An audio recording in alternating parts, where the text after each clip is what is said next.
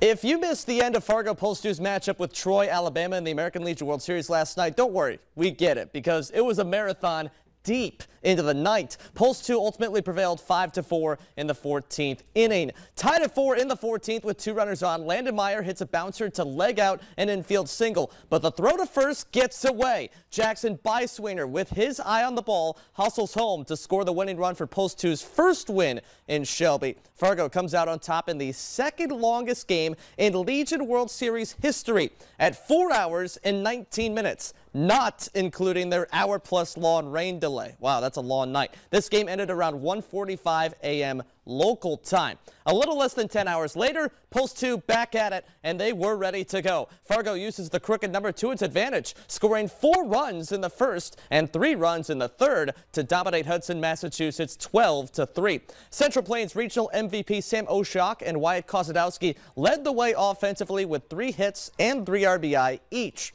Post 2 finishes pool play at 2-1, keeping them alive for the semifinals Monday.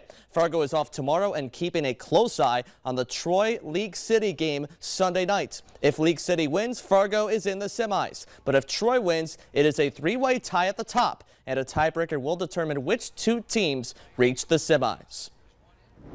A tough week for the Vikings with J.J. McCarthy's season-ending injury, but it ends on a positive note. Minnesota scores back-to-back preseason wins, taking this afternoon's matchup with Cleveland 27-12. Sam Darnold did not play today, and the recently signed Matt Corral only played 1 drive. Nick Mullins and Jaren Hall split a large majority of the action, with Mullins throwing for 135 yards and a touchdown in the first half, and Hall tossing 87 yards with 2 scores in the second. We'll have these highlights on Valley News Live at 10. So Darnold getting some rest, but the Vikings getting another preseason win. It's interesting. They go back-to-back in the preseason in the last 2 weeks.